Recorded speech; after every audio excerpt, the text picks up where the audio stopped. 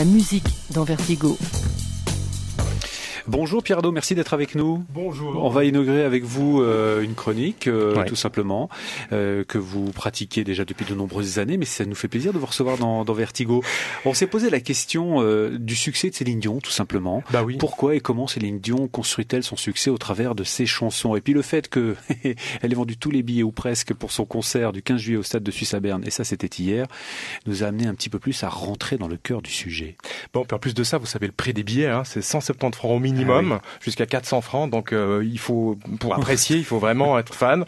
On va voir justement aujourd'hui ce que c'est que cette chanson, ce hit, puisqu'elle a sorti encore un soir en mai ou en juin, et ça fait 36 semaines qu'elle est dans le top 50.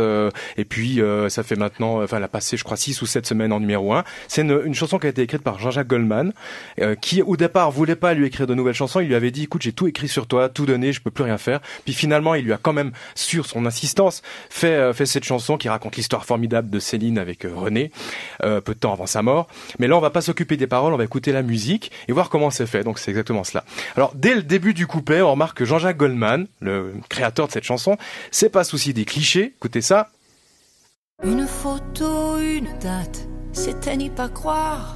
Alors voilà. Ça m'a fait quelque chose. Oui, avec un petit peu de vent derrière, un petit sifflement. Donc ces petites mélodies, cet effet mélodique, déjà entendu plein de fois. Vous l'avez par exemple dans Animal de Cabrel. Tu voudrais qu'elle t'aime, t'as changé tes manières, tu prends des allures mondaines. C'est un principe, on fait une petite note, on amène sur la tierce, puis on revient sur la seconde, comme ça.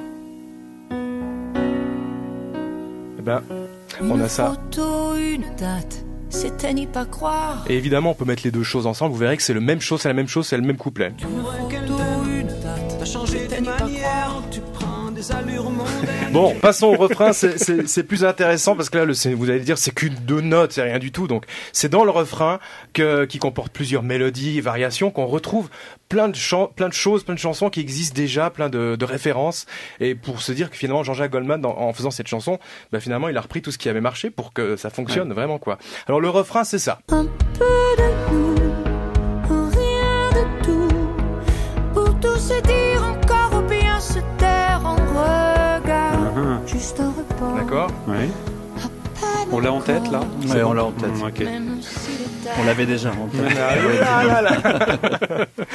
Dès le début, on peut entendre un magnifique intervalle de sixte mineur. Comme ça, vous aurez appris un mot de musique. C'est un sixte mineur. Une sixte mineur, c'est un intervalle connu pour son effet dramatique. Ça, là. Vous voyez, on l'a par exemple dans une valse de Chopin. D'accord. C'est la même. Alors cette mélodie, on la retrouve forcément dans plein de morceaux dramatiques, pathétiques. Par exemple, dans une musique de film bien kitsch de Francis Lai, sorti en 1970. Si je vous refais écouter le morceau de Céline Dion, vous me trouvez la musique du film? Un peu de nous. Oui, ok. Ça vous dit quelque chose, non? Ouais. Ah bah oui, Love Story. Voilà. La. Et après, il y a une deuxième partie de mélodie. Rien de tout. C'est pareil que Caruso, Lucio Dalla. Hein. Toujours avec une sixte mineure. Oui. Qu'on retrouve également dans Les Yeux Noirs, le classique russe piqué au répertoire tzigane. Toujours cette sixte mineure qui donne un côté pathétique. Et puis le refrain continue avec une jolie phrase mélodique qu'on a déjà entendue également dans un énorme tube de 1998. Et là, je vous mets au défi de retrouver quelle est cette chanson. Pour tout se dire encore ou bien se taire en regard. Non, alors bon, j'avoue, je sèche. Bon. Mathieu? Non. C'est une comédie musicale, non? Bon. Notre-Dame de Paris. Voilà. Ah oui. Refaites écouter. Pour tout se dire encore ou bien se taire en regard. Voilà, attends, je remets. Et puis... À quoi me sert encore de briller notre Bon, on finit en beauté avec l'ensemble de la chanson de Céline Dion qui évoque un truc bien kitsch qui s'appelle Pauvre Diable de Julio Iglesias. C'est plus connu sous le nom de Vous les femmes. C'est une composition d'un certain monsieur Michel Jourdan, un gars qui a fait vraiment plein de tubes, des tubes des années 70 comme ça. Et il a, on trouve exactement la même mélodie que du morceau de Céline Dion. Bon, là, vous êtes en train de vous dire, je comprends rien, j'ai vaguement l'impression qu'il y a un peu des mêmes mélodies, mais j'aimerais bien voir l'ensemble. Oui. Alors, vous allez entendre mixer sur un même morceau Lucho Dalla, suivi de Garou, de la Banda Basile, parce que j'ai une petite surprise, Julio Iglesias, Francis Lai, Le Cœur de l'Armée Rouge, pour vous montrer que dans cette chanson de Céline Dion, on retrouve tout cela.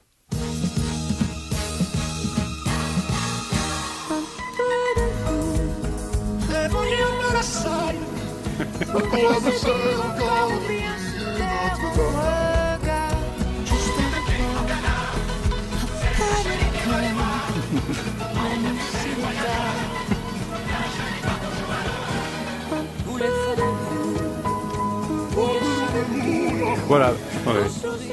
C'est un peu désordre, mais c'est comme ça. L'intention y est, les mélodies se ressemblent. En même temps, c'est tout à fait normal. Plagiat ou pas Plagiat ou pas Le problème, c'est ça, c'est quand on fait de la musique, quand on fait n'importe quoi, même dans la vie, en général, on ne crée rien, on transforme. Et donc, évidemment, on ne peut pas partir de rien. Par exemple, là, si vous entendez en fond, il y a Parole de Dalida.